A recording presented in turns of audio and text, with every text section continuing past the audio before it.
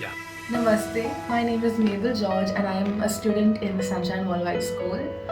So, ever since I joined the school, I've noticed how environmental friendly we are. We've always had separate dustbins for not just wet waste and dry waste but also for Tetra packs. And the school has always enforced and told us to cut the Tetra packs open, wash them, and then put them in for recycling so it makes the process much easier.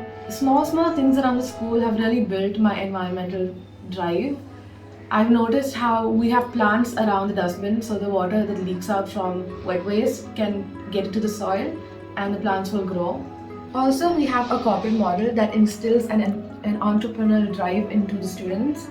And one of our missions was we took some of the old containers from school, we painted them yellow and we gave them to shop owners that did not have any dustbins in their stores.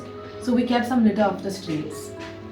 Being in the school really enlightened me and it helped really get my environmental drive going on.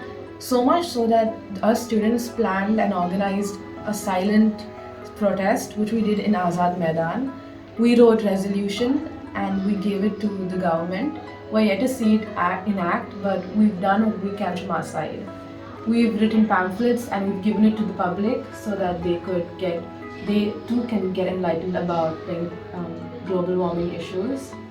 We went to Katari Bagh and we spoke to the people. We tried to understand the daily issues they have, and they said most of it had to do a lot with garbage collection. So on their behalf, we wrote a letter to the panchayat. Then we went to some of the slum areas. We spoke to them, and the reason they burned stuff they said was for mosquitoes. So then we tried to help them out. We explained to them alternatives that they could do rather than burn plastic and paper, which was bad for their lungs and bad for the environment. The school has never tried to hide us from worldly problems. Instead, they've given us all the angles to world news, so we could understand it better. We have MUNs every year and multiple in a year, so that we can understand more problems and try to build solutions to it. Right now, I am more of an environmental activist, and I'm happy to say a lot of my friends are too.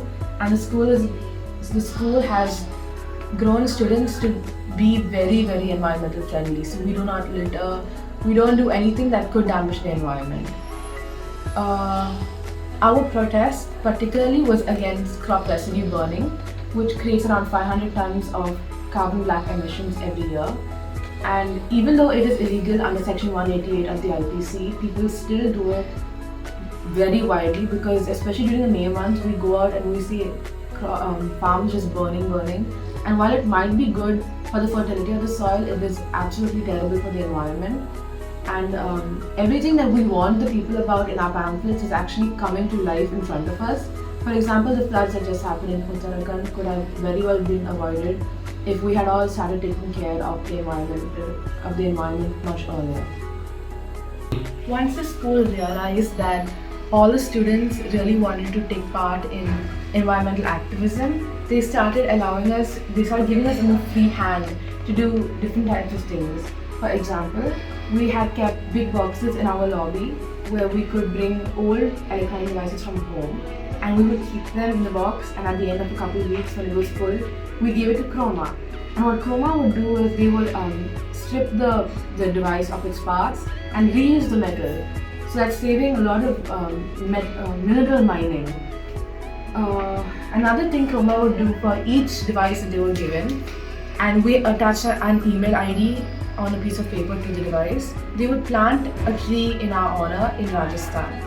And if we log on to the Chroma website, we should be able to see the progress of our trees. All the activities I mentioned before contribute towards the creative action service of the IBDP, and it's made possible only thanks to this school. Thank you.